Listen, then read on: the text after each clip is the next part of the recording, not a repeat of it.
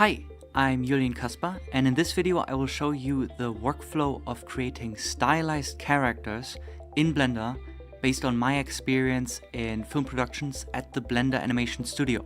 If you find this topic interesting, visit the Blender Cloud, where I go into far more detail by giving a step-by-step tutorial course on the subject.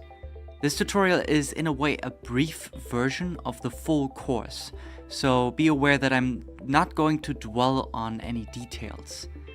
There's a link in the description, but let's just dive straight in. The full character creation workflow is often not very linear and can include different steps based on the type and style of the character. In this case, I'm giving a somewhat idealized, simplified workflow. As the very first thing, it's necessary to know what the character is supposed to be. In this case, it's not going to be overly cartoony or realistic, but sort of a mix of both. This way, the style is abstracted enough to not be uncanny, but also not too detached from reality to still feel grounded. Apart from that, you should have an idea of who your character is supposed to be. Nail down individual points like ethnicity, gender, age, time period, occupation, attitude, and potentially more. Really nail down who you want to create. Then, before this leads us into doing some first concepts, it's good to do some research. This step might make you re-examine your character, but it also should inspire and guide you on creating it. There need to be references on the character itself. Maybe you have an actor in mind as an inspiration, for example. You should also gather references for the style you want to use, which are likely going to be artworks by other people, which is okay. Then there are also references on the technical execution. If you want to go for a fur coat, then find out how other people tried and succeeded before you, which is going to save you a lot of trial and error. And of course, you should always include references from real life, like anatomy and fabric behavior and more. Know how real life works before you recreate and abstract it. Once you have all of it, display it onto a collage, ideally nicely organized in size and groups based on importance and categorization.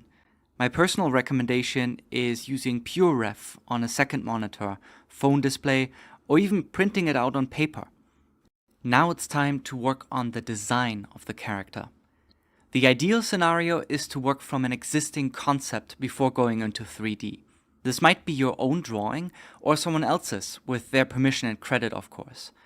I have to admit that in my case I didn't work from any drawing, but I can highly recommend you do so, since it will save you a lot of time throughout the process. The concept should embody a lot of the preparation from before and serve as a reference for the model. It's good to start off the 3D sculpting with some simple blocking, which means laying out the overall proportions with simple shapes.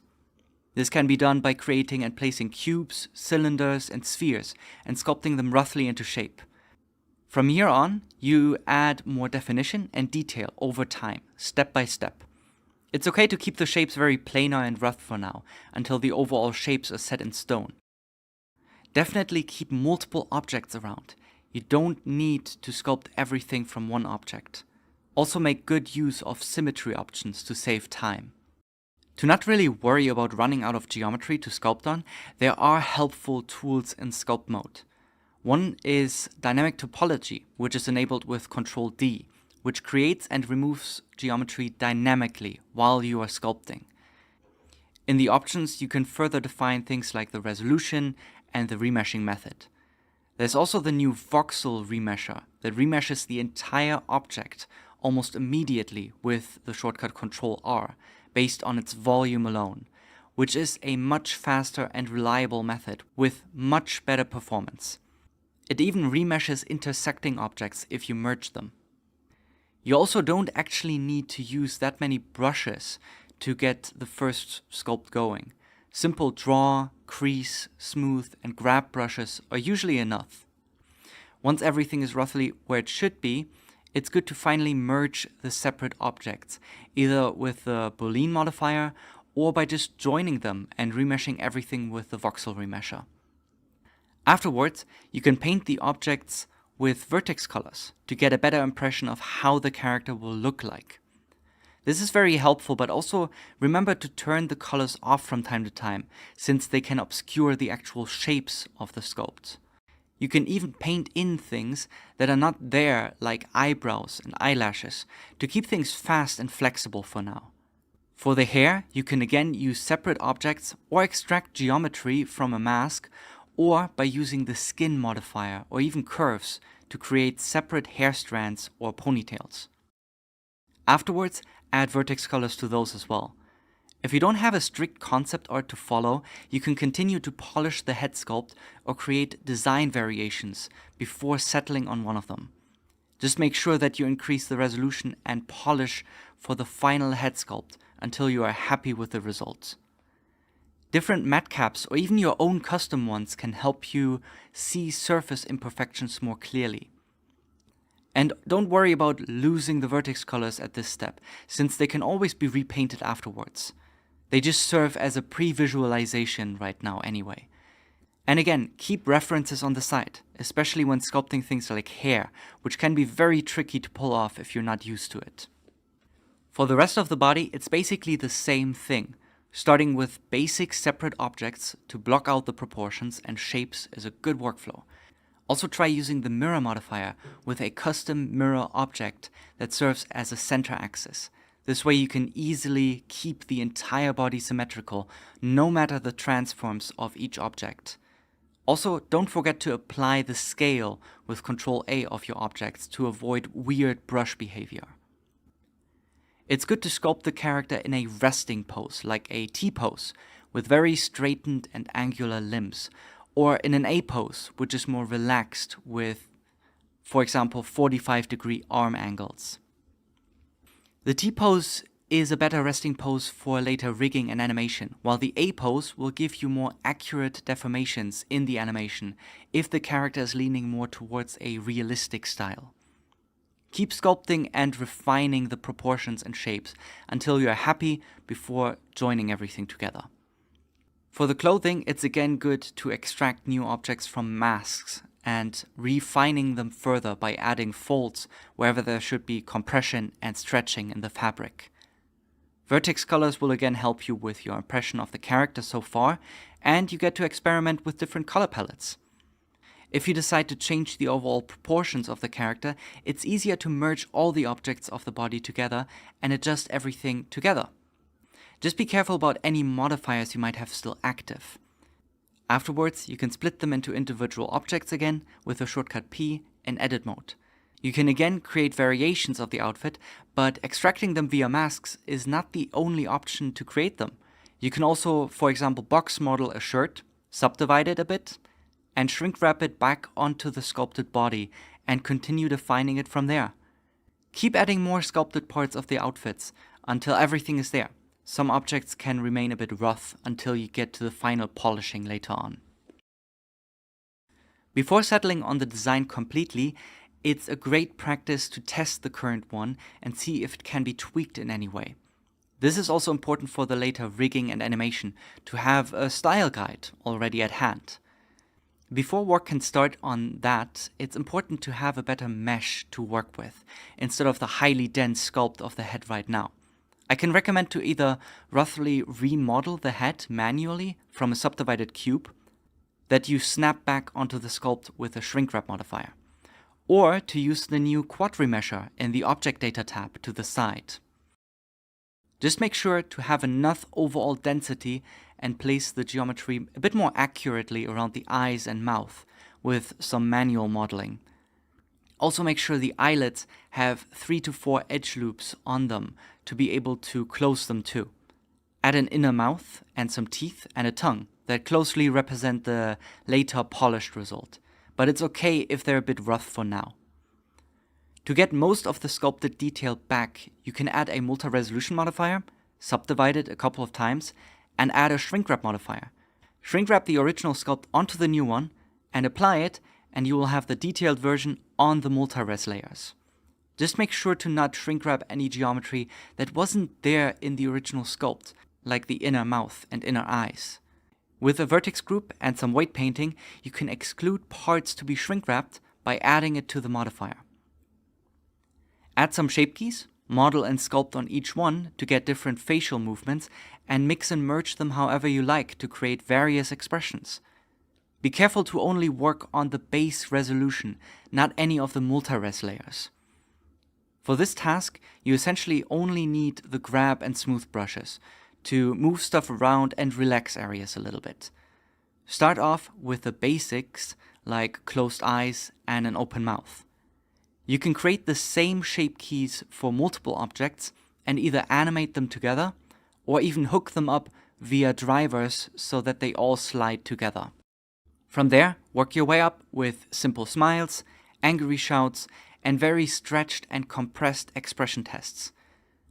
This will inform you if the current proportions work well or need to be tweaked, but by the end, you should have some appealing expressions to show off as well.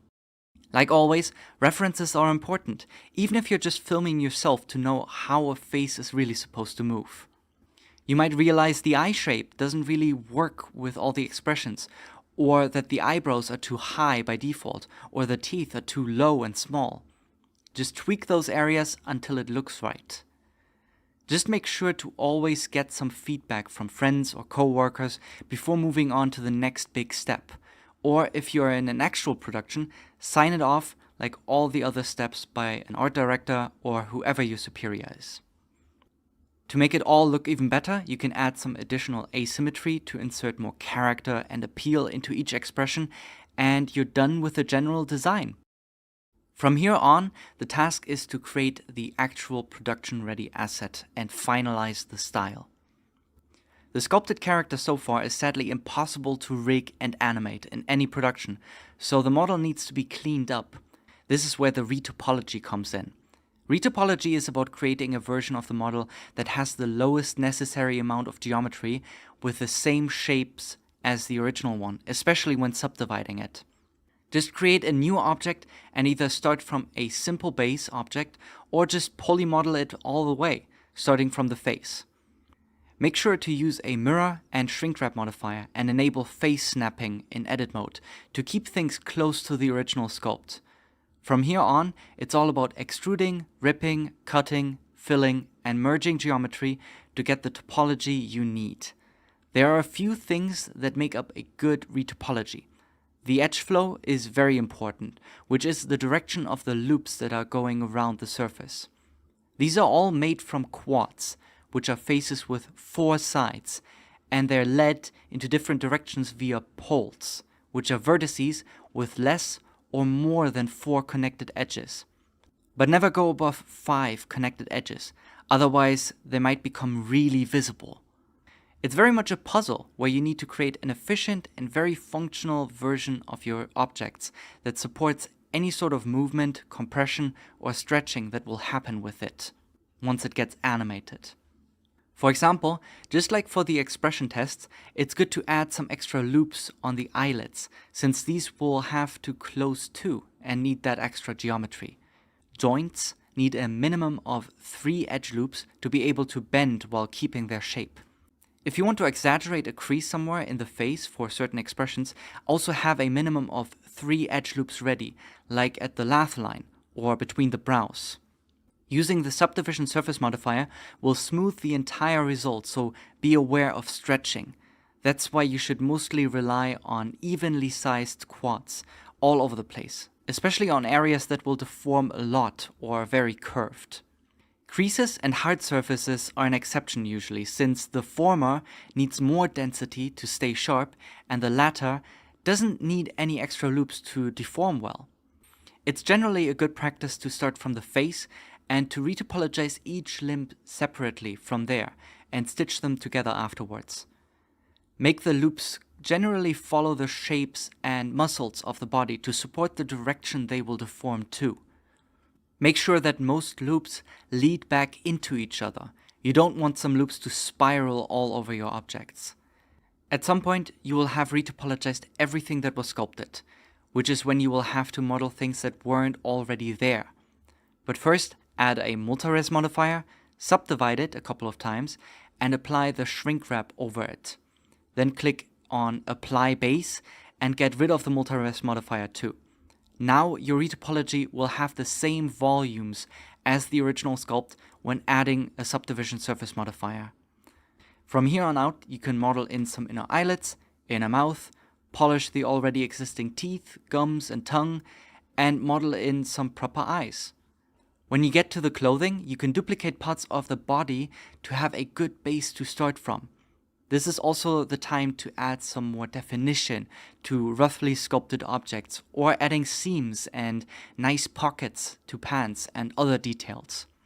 Once it's done, make sure to have the asset in the correct world scale, like roughly 1.7 meters in my case, and it's time to go to the next step. Just like the topology is the first step to some good rigging and deformations, the UV maps are the first step to good textures and materials. Just imagine you take some scissors and make multiple cuts on your cleanly modeled character, unfold it onto a flat surface, and place an image on top. This flat unfolded mesh is a UV map, and that's how texturing a digital model is done. To achieve this, you can select edges in edit mode and tag them as seams. These edges will be the cuts on the UVs. Once you have them placed, you can unwrap your mesh and the UV map will be visible in the UV editor. By enabling the stretching overlay, it will be more visible if the UVs are less ideal in certain areas. Also, already using the UV map to add a color grid texture onto the model will also show the distribution of the UV space better. The goal is very much to place just enough seams to evenly lay out the mesh with minimal amounts of stretching. But just like it's impossible to create a perfectly flat map of the Earth without some areas being a bit bigger than others, some imperfections will be hard to avoid. Also try to avoid placing too many seams that are in the face, for example, since under certain circumstances it can be easy to spot the seams. Hide the seams as best as you can. Once you have your UVs nicely unwrapped, it's time to adjust and organize them better. They should be laid out in a way where they take up as much space as possible from the 1x1 UV space. Having them placed in a symmetrical way can also be very helpful later on.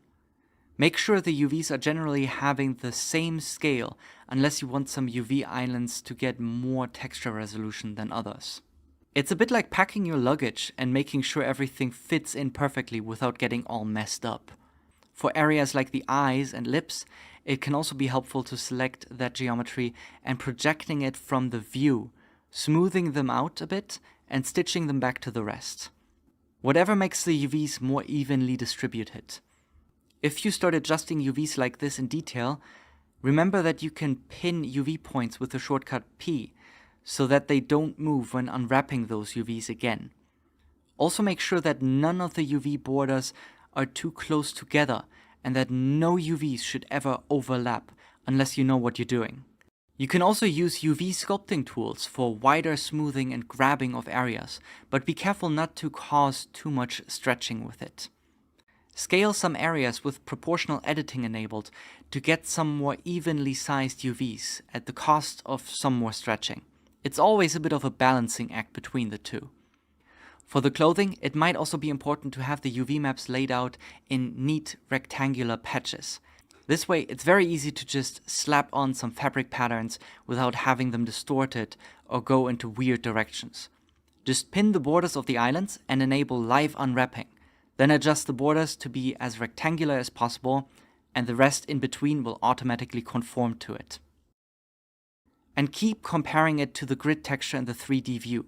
This will be a good reference on how distorted the textures would be and how much texture resolution each area gets. Go through all the different objects with these principles and you will have some clean, functional UVs to texture in the next step. To give the character some colors, we need to add textures. Add a shader editor in the interface to edit the node-based materials and an image editor to see and paint on the textures in a 2D view. Also, as a pro tip, enable the Node Wrangler add-on in the preferences. I can recommend to just use the default principled BSDF shader in the nodes, since it has basically everything one would need during the texturing.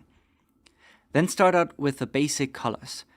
Do this by adding and painting on image textures or vertex colors and plugging the node outputs into the base color of the shader. Most nodes can be freely mixed with the Mix RGB node and each have their own advantages. Use the material preview mode in the viewport, which displays everything you're working on. Ctrl-Shift-Click on any node to see that output directly. Start out with most primary colors and then mix in secondary colors. You can also then start mixing in ambient occlusion or cavity inputs, patterns, noise, and specific painted-in details. Just blend the nodes together, either by using screen to brighten, multiply to darken, or mix to blend between two inputs. Also make sure to paint on the alpha channel, which is the transparency on an image texture, to use as a mask by plugging it into the factor afterwards. The well-aligned rectangular UVs for the clothing will really become useful now, since images like clothing patterns can just be slapped on top and they will immediately align. Extra details like stitches can always be painted separately on top afterwards. Definitely keep all of these influences in the color as separate nodes, because once you are done, it's time for the shading. The other most used inputs in the shaders, apart from the base color, are roughness to define the glossy shine or the lack thereof, metalness if the surface is metallic, and normal to add fake high-frequency details that we didn't model in already. If you want parts to be transparent, like glass or ice, you can use transmission, and to just make them use fade away or just completely disappear, use alpha. You can also use specular to tone down the glossy highlights, but if you want to have it really realistically accurate, increase the roughness instead. Plug your individual nodes from the color also into color ramps and hue saturation value nodes to change and then remix them for the other inputs of the shader. Try to keep everything organized well enough by clumping nodes together, framing them, or even grouping them. Change the lighting conditions and test how the materials react. Adding additional lights and rotating them around manually can also help.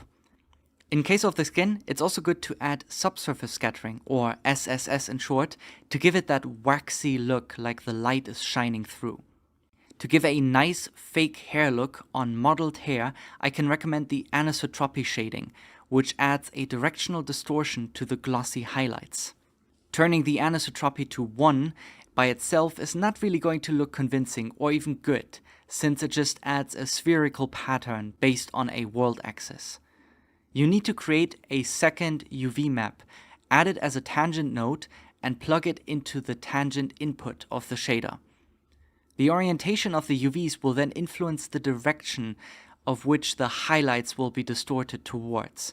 So all hair strands need to be laid out as flat as possible and aligned vertically.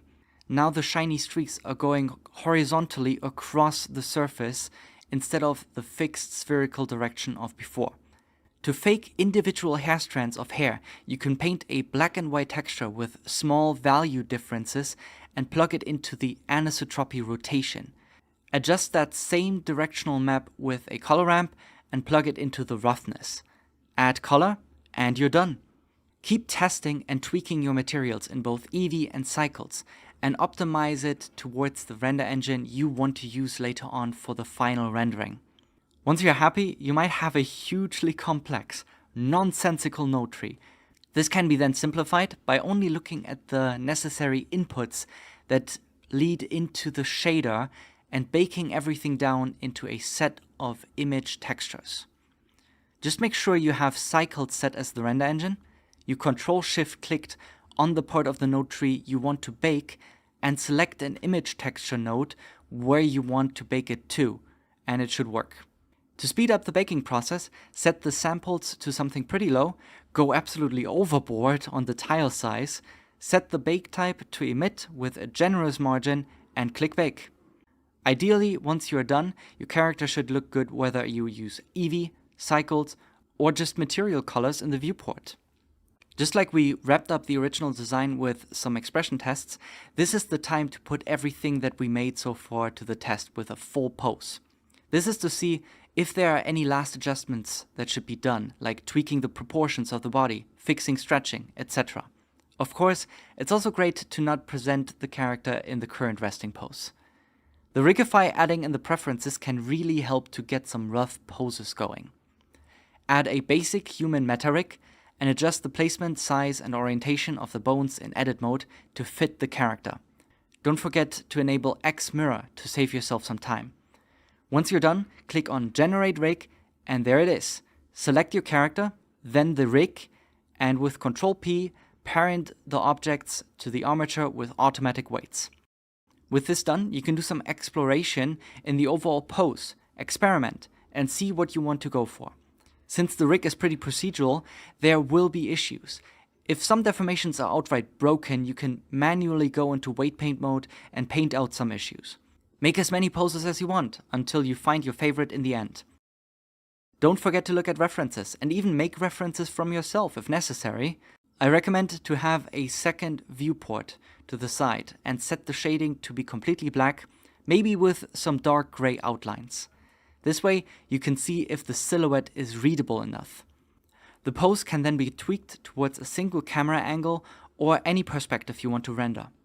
Make sure the pose is dynamic enough, with differences in angles, enough asymmetry, and whatever else you have in mind as well.